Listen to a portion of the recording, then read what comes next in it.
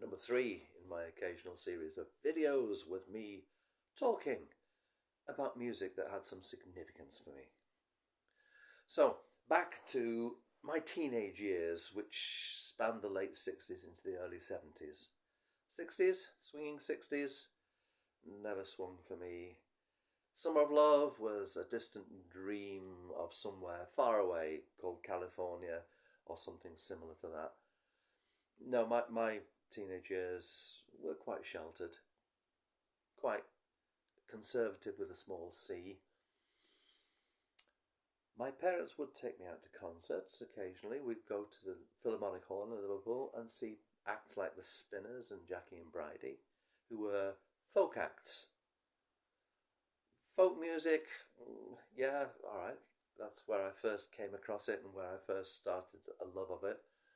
Even though their acts were very safe, a lot of sing-along stuff, some happy-clappy stuff, only occasional serious song thrown in. That's where I probably first heard Bob Dylan, probably something like Blowing in the Wind. And that led me on to listening to other acoustic music when maybe a friend had an LP and played it for me, or somebody else who had a guitar who was showing me chords to a song. And yeah, I was learning how to play the guitar. I was learning how to play songs and accompany myself, and there must have been an idea in my head that one day I might perform, even as a very, very shy 16, 17-year-old. Could I get up in front of an audience? Well, the idea was there. So, this song that I'm going to play for you now is the very first song I ever played in front of an audience. I was shaking like a leaf. I was so nervous. I sang the whole thing in 3/4 time when it should have been in common time. But we somehow got through it.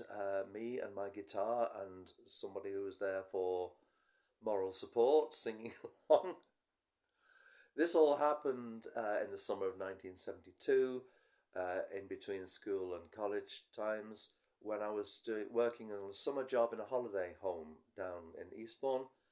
The sort of holiday home which is very communal, and they used to have a Friday night concert where everybody would get up and do their party piece, whether that be telling a funny story, doing a little bit of a silly sketch, and often a musical number of some sort.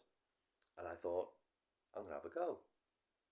And I got up and I sang this by James Taylor.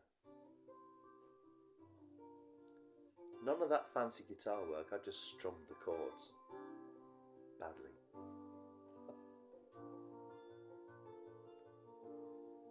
Just yesterday morning, they let me know you were gone. Suzanne, the plans they made put an end to you.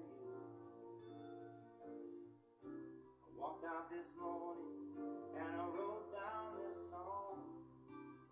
I just can't remember who to send it to.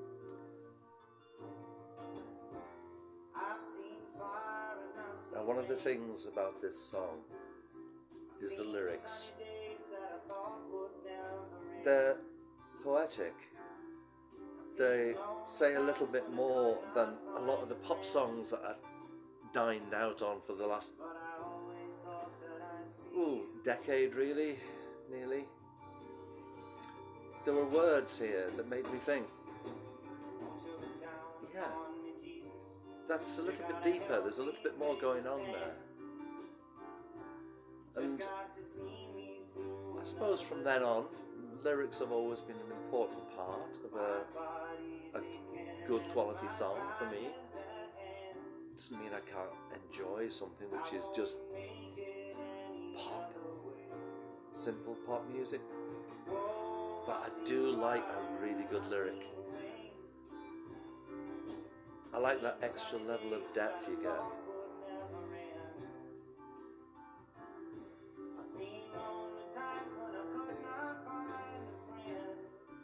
Nice to have a chorus as well.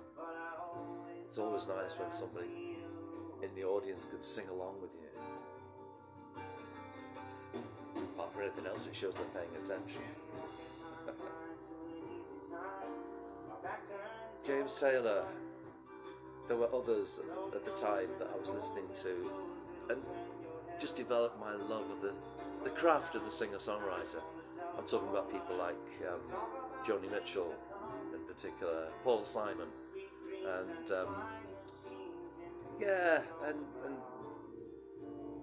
the bands that sort of came about behind the singer-songwriters. I loved Lindisfarne, whose main songwriter, Alan Hull, was an inspiration for a while.